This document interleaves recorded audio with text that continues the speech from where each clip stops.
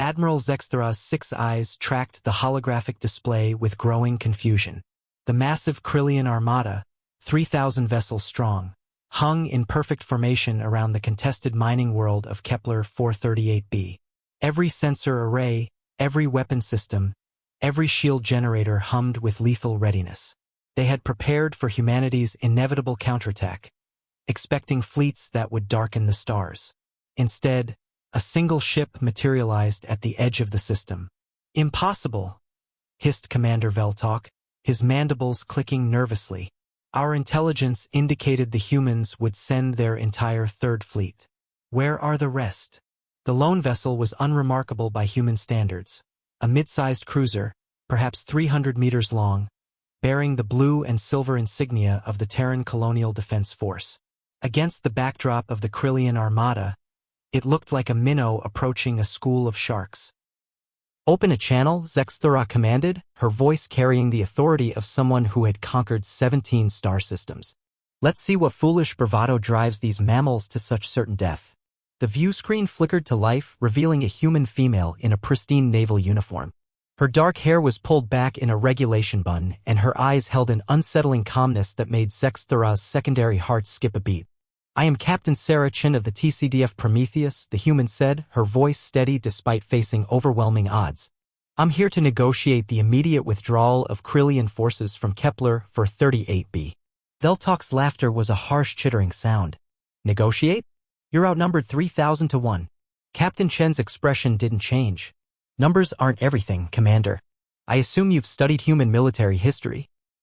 "Of course we have," Zexthera replied, though something in the human's tone sent an uncomfortable chill through her exoskeleton. "Your species has a reputation for reckless courage, but courage doesn't deflect plasma cannons." "You're right about one thing," Chen said, reaching slowly toward her console. "We're reckless.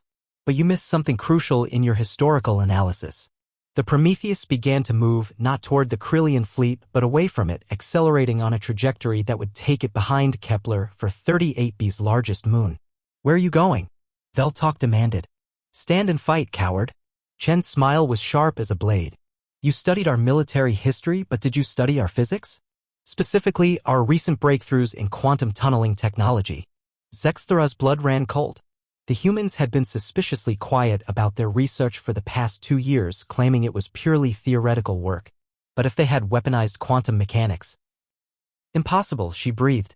"The energy requirements alone are manageable," Chen interrupted, "when you don't need to worry about what happens to the ship afterward. Tell me, Admiral, what's the minimum safe distance from a collapsing micro-wormhole?" The question hung in space like a death sentence.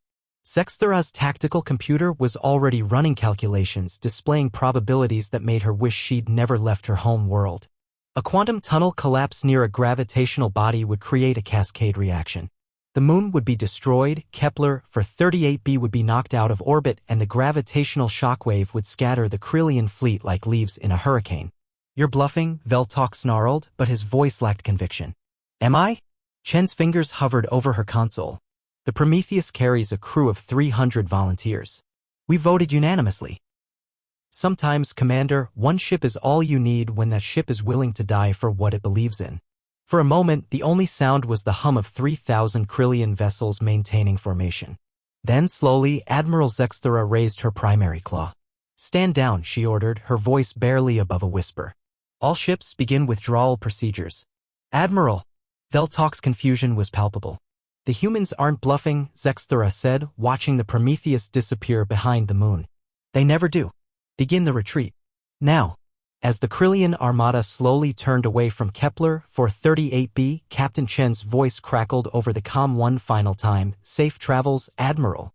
And remember, sometimes the most dangerous army is the one that doesn't look like an army at all." The Prometheus emerged from behind the moon, its quantum tunneling device powered down, its crew very much alive, and its mission complete. Sometimes, Chen reflected, the best weapon was the one you never had to use.